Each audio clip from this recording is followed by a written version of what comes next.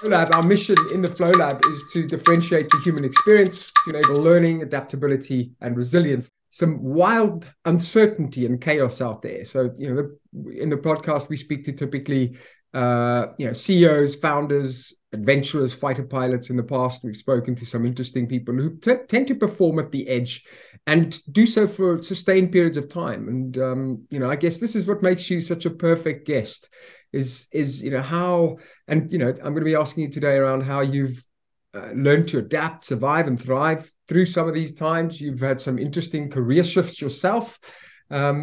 And so, that's kind of the focus of today, the power of reframes, self-talk, community, nutrition, everything that you've done as a sports star and as a public speaker, a father and a leader. And I think now's a time where we need some positive leadership stories. So, if you're up for it, I'm going to kick off with some questions. Absolutely, man. It's a great privilege to be on the show. Thank you. I love the thread. You're right. We do need positive messages, and not just to good news wash the world. We actually need the positive messages. So I think that people embrace change, embrace the journey, embrace difficulty. If it was all sort of peaches and ice cream, we'd all be chubby but unhappy. If you know what I mean. We've got to. I think learn a little bit that the bumps in the road are part of the road. They're good for us, right? They are.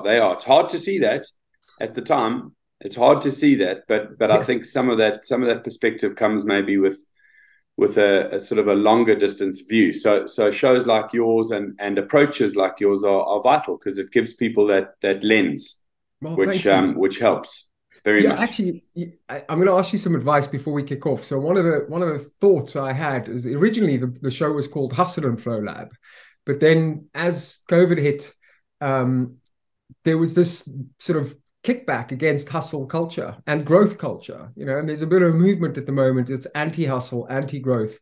And for me, there's a positive play on the word hustle. The hustle is not necessarily a swindler emphasis. The hustle here is really is putting in the work, putting in the discipline, getting up, showing up, and doing that work every day. That means, without the hustle, you don't get the flow. You don't get to perform. You don't get to operate at that level. And not everybody wants to operate at that level, right? So we're speaking to CEOs, we're speaking to pioneers, people who operate at the edge. And for them, hustle is an imperative. So, the FlowLab has been rebranded for a while, but I think we're moving towards going back to a hustle and FlowLab. What do you think of that?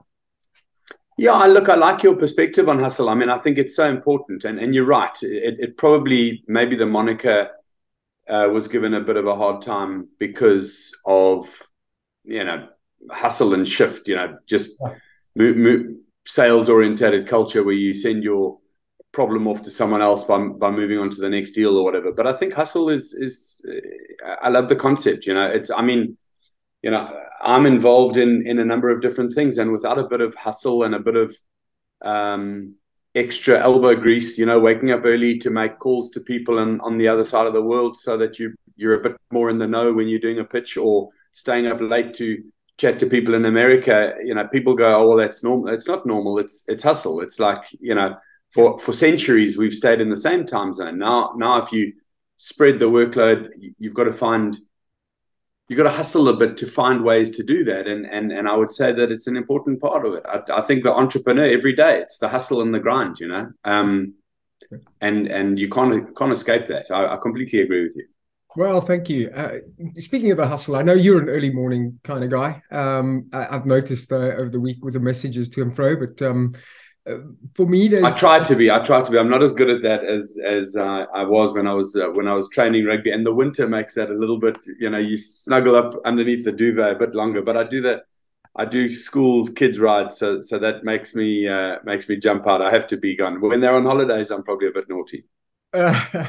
So here's maybe a good opportunity for you to talk us through what are you currently doing? I mean, we know a bit of your back story, but it'd be good for us to get a link into where that's gone, because I think some of the questions I'm going to ask you today is how you've adapted through that. But what are you up to at the moment? Sure, no problem. I was very lucky. I worked with one of South Africa's preeminent VCs called Knife Capital for a number of years. After retiring and doing some entrepreneurial stuff on my own, I owned some pubs and hotels and restaurants and stuff in South Africa, which I sold out of, and I worked with Knife Capital.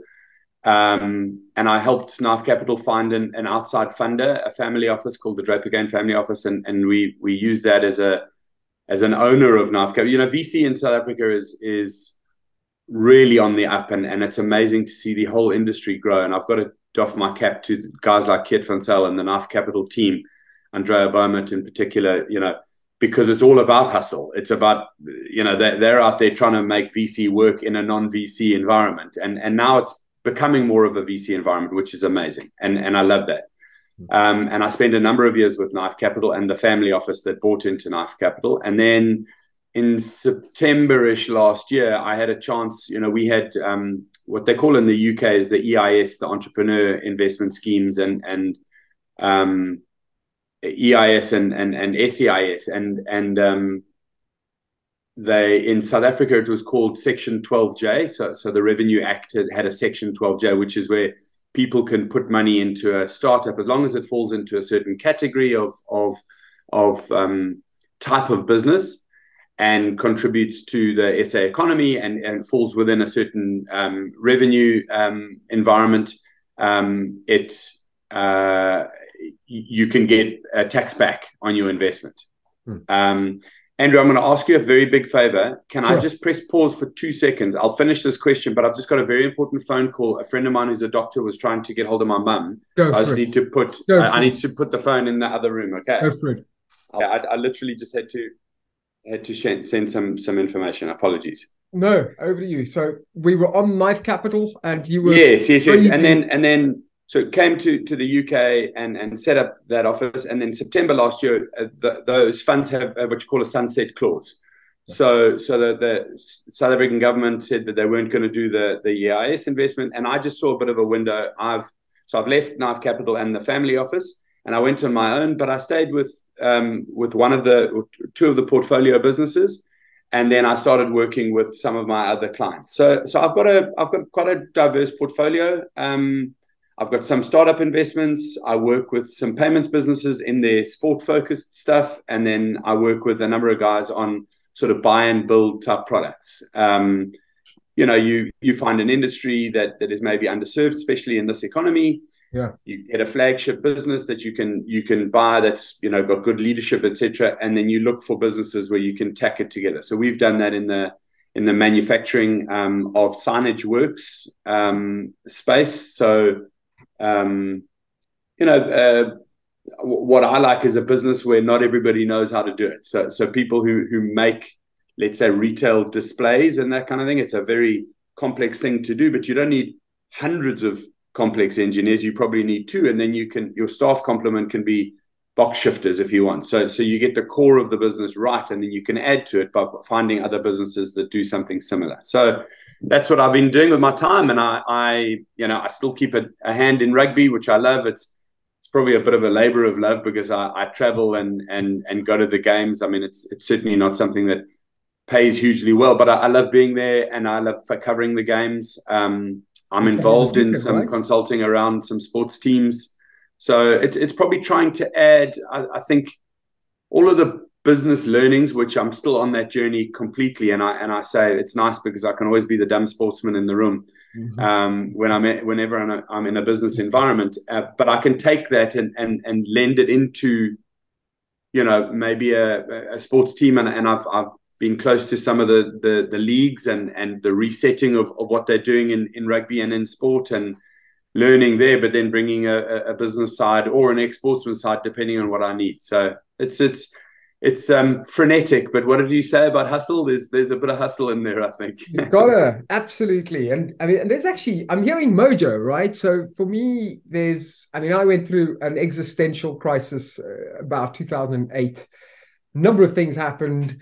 I went through a divorce, which was quite painful. I had to go back home just to be with my family. And I think going back home and the adjustment, the reverse culture shock was a challenge.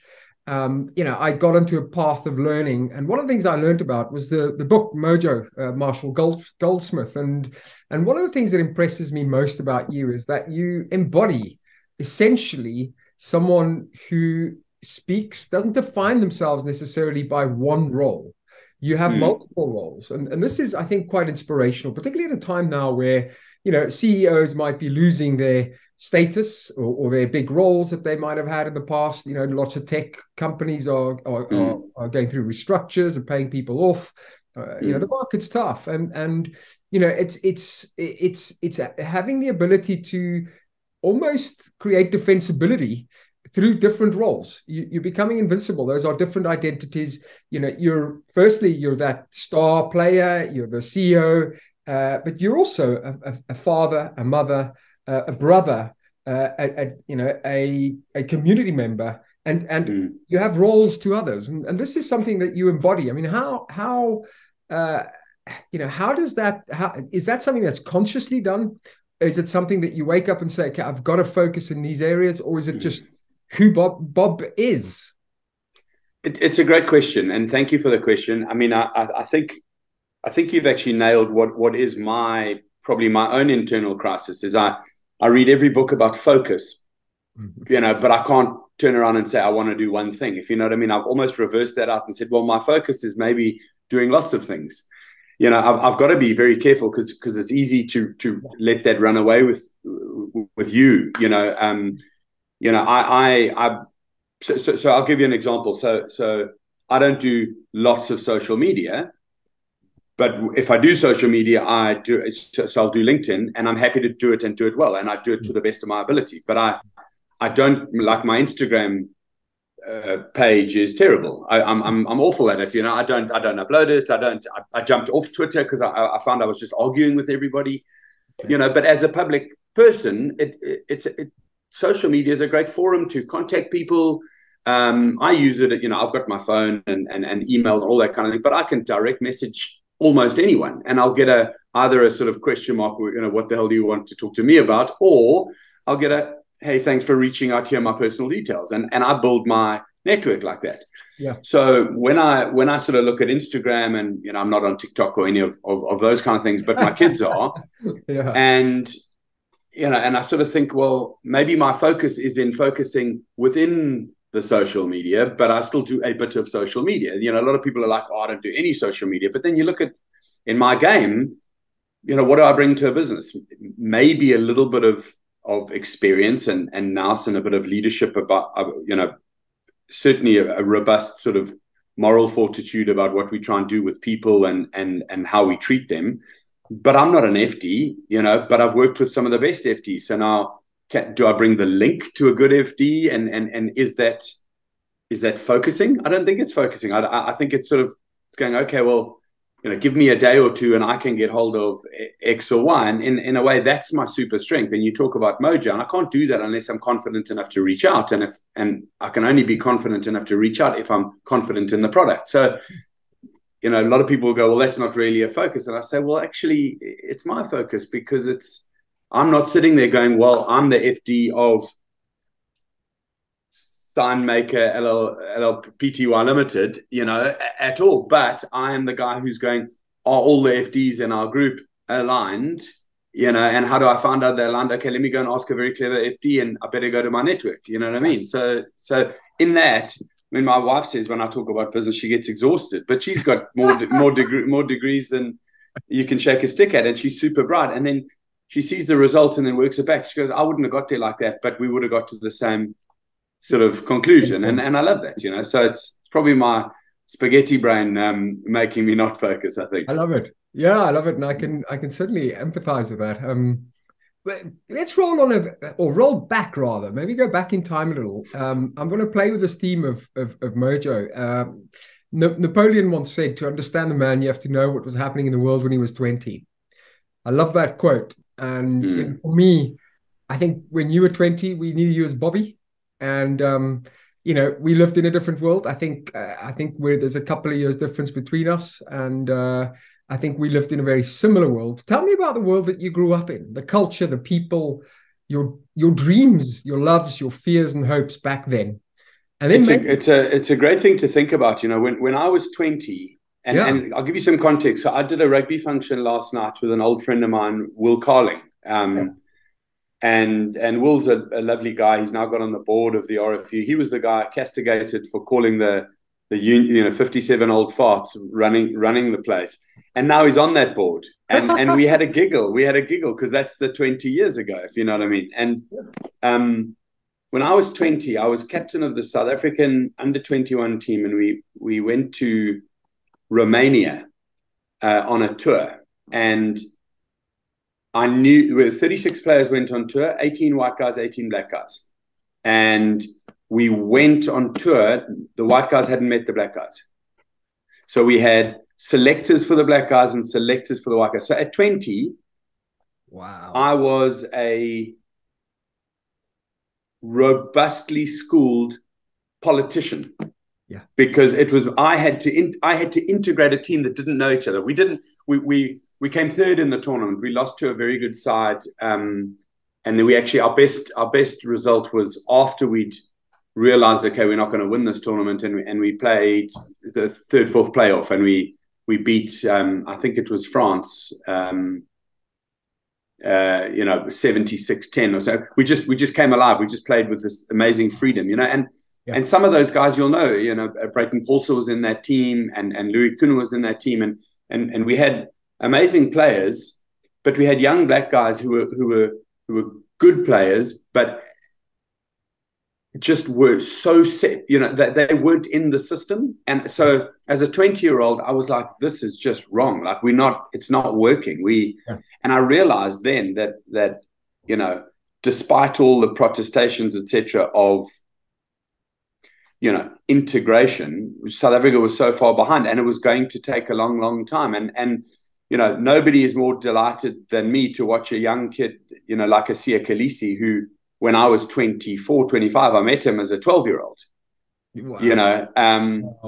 And he was coming through his junior school into becoming the player that he would become, and go on and become the head boy of Grey College or Grey High School in Port Elizabeth, and end up leading the Springboks. But that was such a distant dream when I was a 20-year-old kid. There was no chance of anyone coming through, but how quickly it turned. But it took 20 years. Yeah.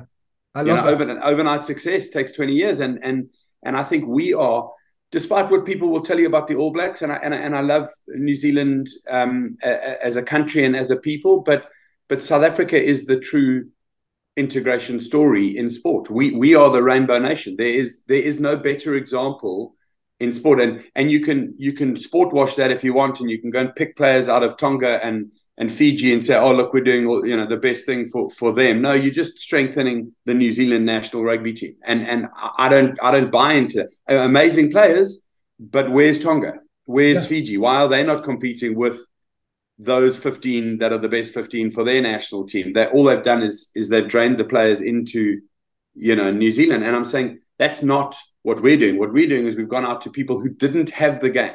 Yeah, they didn't have the chance, and now they're competing. You look at the Springbok team right now, every single player is picked on merit. And that wasn't the case when I was there. And I couldn't be prouder that I've been part of that journey. Like I look at Siya Kolisi now, and I think he's the best loose forward in the country. Oh.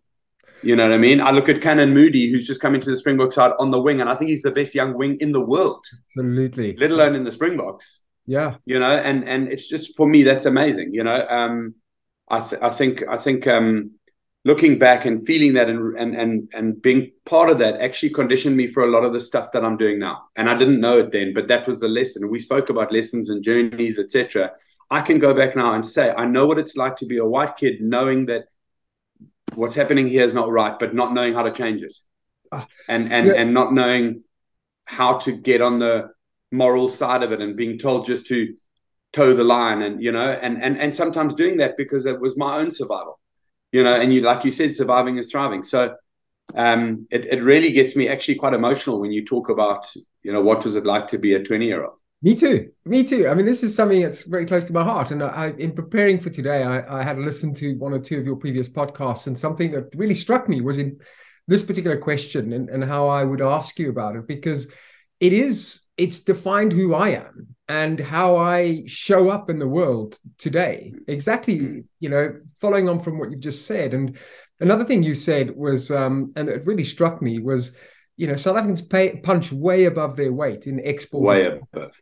Leadership, trust, diversity, inclusion, yes, which for the English listeners. Yes, and I wish the people could do the rolling G around the world. They can't say yes like we can say yes. My girlfriend's Scottish, so she's close. But work ethic, adaptability, resilience, the stuff that this brand is about, and fearlessness, right? In the face of some pretty hectic stuff in society on a day-to-day basis, they still fearless, and they get up and they go out and they greet the world with a smile. Yeah. And they have a good and it makes me proud. It makes me proud to Totally. be a Southern African. My dad, my late father, who I miss tremendously every day, used to talk in public a bit. He was a doctor, and he used to do he actually worked for the British military, and he had private practice, and he worked at schools, and he did a lot of stuff like that. But he used to sometimes be called on to talk. And he used to talk about something which I don't think I've actually expanded on enough for people, but it's called hybrid vigor. Wow. So the vigorousness that we as South and Southern Africans get comes from a deep-rooted sense of Africa, plus all the best bits of the traveling colonial influences that came to our part of the world. So we get the rugged business acumen of the Dutch, who used us as a trading port. We get the Scottish hardiness of, Scots in South Africa have always got a flag flying outside their local pub or their golf club, and everyone knows the Scottish mate. And that, same with the Irish, and same with the English, same with any American. You always know where he is. We get that, and we sort of mix it all up a little bit, and it becomes what forges the best of South and Southern Africans that travel the world. Yeah, absolutely love that. And picking up from what you've just said about your dad, and I'm sorry that you've lost your dad. I'm kind of lucky to still have mine. It's a bit of a bittersweet moment because he's stuck in Pretoria and my mother's there, and so you know what it's like. Is you live your life straddled across both. A proper soap bill. Forgive the language, but that's a term connectivity. Sorry. I just lost you a little for a few seconds there on my side. Sorry, I heard you talking about your dad and Pretoria. Yeah, so the bittersweet thing that we live with is having family there and having loving people here, and the tough thing about having across is, you love people in different parts of the world. You can't always be with them. But when you spoke about your dad, I wanted to ask you, you're a role model to many. And we live in a world where we need more role models. We need positive leadership models. And I'm curious, who are your biggest role models? Who have they been in life? In the past and present. I think I'm very lucky because I've always been close to my parents and sort of led by my parents and their outlook on life. And my parents are very middle class. My dad was a doctor and my mum had a little catering business. And we certainly were always a little bit behind the curve in terms of my dad worked really hard to get me into a private school. And that was evident. Everybody else is rolling up in the Chelsea tractors, the Range Rovers of the world. And we had a VW Combi because we needed a vehicle that could take, two parents and three boys to a boarding school. So that was always there in the back of my mind, but never sort of affected me in terms of saying I need what they've got. I didn't look over the fence in terms of, because we were a very happy family, and we spent a lot of time. I mean, everybody else was skiing and going and seeing the world, but we had a little holiday cottage in the Transkei and down the coast at a place called Cape St. Francis, and we used to go for the holidays and spend time there with my dad's best friends that he'd grown up with and their families, and it was hugely sort of formative, and it was a big sense of family and bond, and I think that has come through to my family. We're very close, and I've got 4 happy, healthy kids, and I thank whatever stars may be that they are close to us, and me and my wife are happily married. So I think that is definitely what I looked up to and how I try and live. But I also think that there are individuals out there, I think, and I'm thinking more entrepreneurially, you know, people who've gone out and done some amazing things around the world that that deserve a bit more credit. And you know, I talk about some of the South Africans around the world. Everybody talks about an Elon Musk, but I would see a Roelof Botha, you know, leading Sequoia Capital. I mean, probably the preeminent venture capitalist in the world at the moment. And, you know, a Cape Town boy, come good. You know, yes, he was of very good stock and you know, was a grandson to a leader in a nationalist government at that stage. But what he's done and where he's ended up and how much change he's affected is mind-boggling. You know, it's amazing. And then I look at our sporting heroes and you know, I'm still a cricket tragic, so I'm going to be excited about the SA T20 side going out to the T20 now, and I believe that we'll get a trophy one day. You know, and you know, the rugby side and South African sports people. So I think I'm quite eclectic, and I'll pick sort of little bits of heroes around the world and put them together. So I don't sit there going, well, that's the sort of mast that I'm going to nail my flag to. I see good in a lot of different things, and that creates a more of a patchwork of heroes and heroines for me. I love that. What are you most proud of? So you've achieved quite a lot, and I'm sitting here. I don't know. Lots to achieve still. I've been lucky. Yeah. No, I want to get through this life and be able to tell people what happiness is, what the struggle's about. I want to be able to say to my 20-year-old kid, I can afford it, so take a year off, go and learn something, go and do something, create a trade before you study, or study and then create a trade. Or, you know, I want to be able to be financially in a position to do exactly what I want. You know, that's the opposite of the hustle you were talking about. You need the hustle to be there, but then you don't want to be the lazy person who goes, I've got everything I need and therefore I'm not going to try. You want to be the person who's continually trying, I think. Yeah. I mean, you never really retire, right? I mean, I certainly don't know. Imagine we would. It's just, you know. No, I hope not. I want to be an unbeatable 6 handicap at golf on any course in the world. And I still want to fish and see places. And, you know, I really, for me, I read a lot of books about it. You know, what is the happiness? Yeah. And is it a state of mind? Is it a place? Is it a decision? You know, I'm is it a decision? I'm getting closer and closer to understanding maybe my version, but that's not everybody's version. So and I'm not there yet, so don't worry. I'm not pretending. I've got it all worked out. And anyone who's watching is welcome to call me out, and I'm certainly not there yet. Don't worry. But I am assessing all the time and looking. One day at a time. And I'm not doing it. I'm not looking in the material side of it. I'm looking in the sort of empathetic, thought orientated, state orientated side of it. You know, I don't need a bigger, better car or a watch that looks like somebody else's house, if you know what I mean, to make me happy. I promise you. Helicopter landing strip. Well, no. Actually, you know what? I'm up for. I'm still driving that VW you spoke about. So you know, sometimes you could. Me too.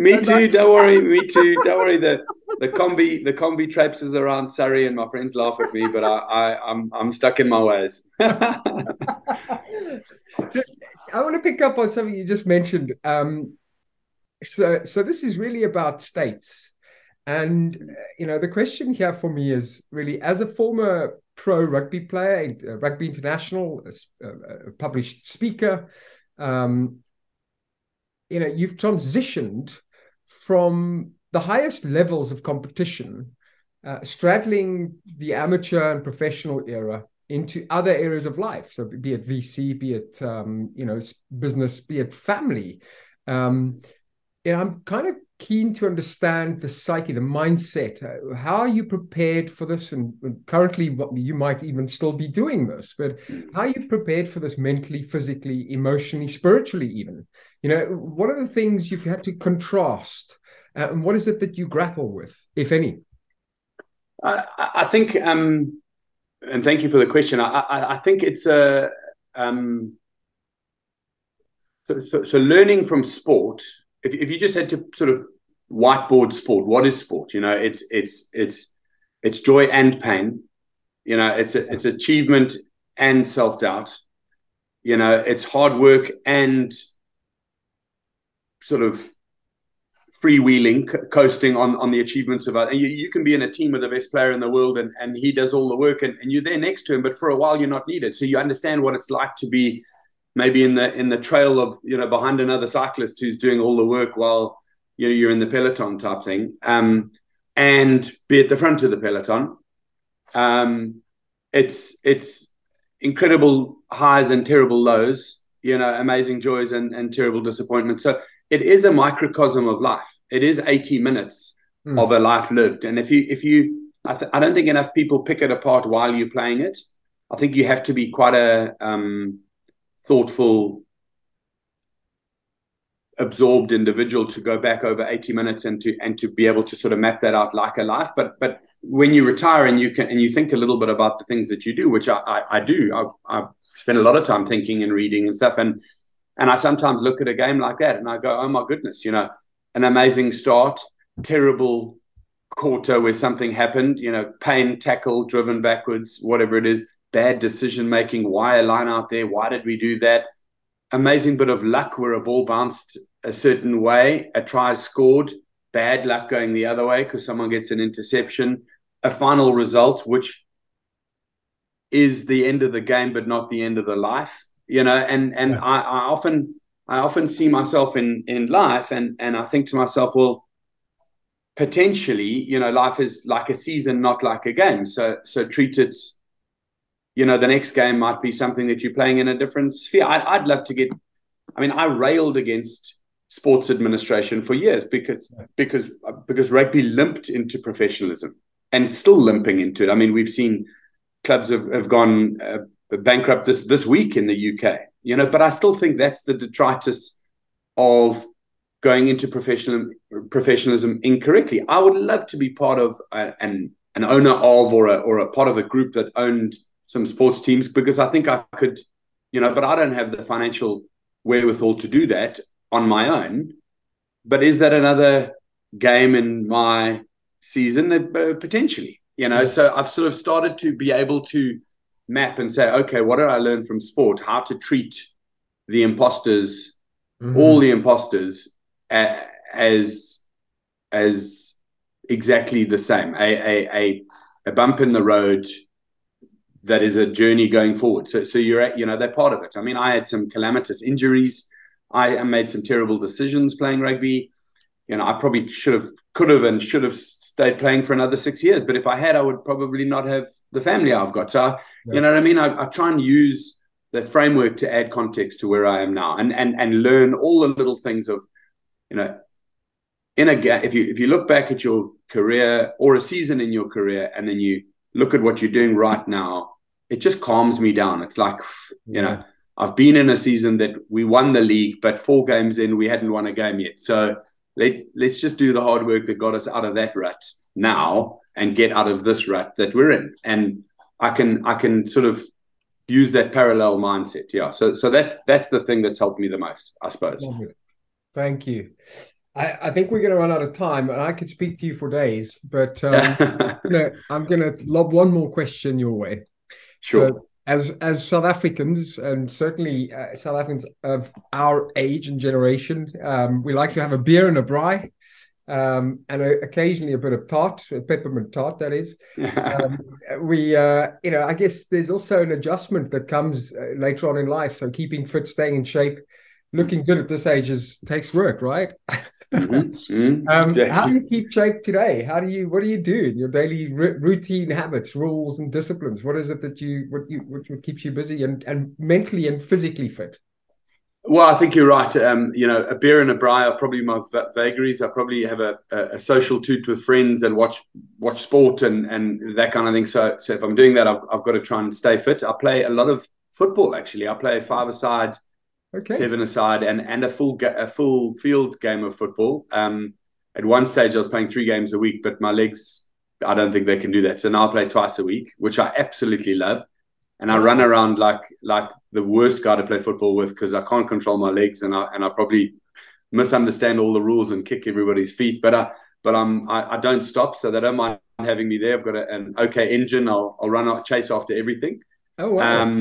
And I've got a very good friendship with a guy who's a dentist in Weybridge. He's actually one of the best young dentists in the UK, and we go to gym together a couple of times a week. But we're a bit naffy on our gym. We try and do stretches that would be good for our golf, and then we work up a sweat, and then we have a coffee afterwards. So I'm feeling like those 80-year-old guys I used to see in the Santon gyms who just went to the gym for the coffee and the cakes, and to meet their mates. But we go and do a little bit of cardio stuff and some stretching, which I think is very important. And it keeps off. I'm not in perfect nick, but I'm very comfortable that I don't have loads of extra weight on me and that kind of thing. That helps with what I like doing, which is five-a-side football and golf. Yeah, I love that. Well, if you ever need a spare player, I used to play a mini World Cup in South Africa for the Greece team. Wonderful. I'll reach out. WhatsApp. Please. I'll reach out. I'll bring you in as my ringer. I'm looking for a pickup. Anyway, Bob, thank you so much. What an awesome. No problem. Thank you, Andrew. I really appreciate your time. It was lots of fun chatting to you.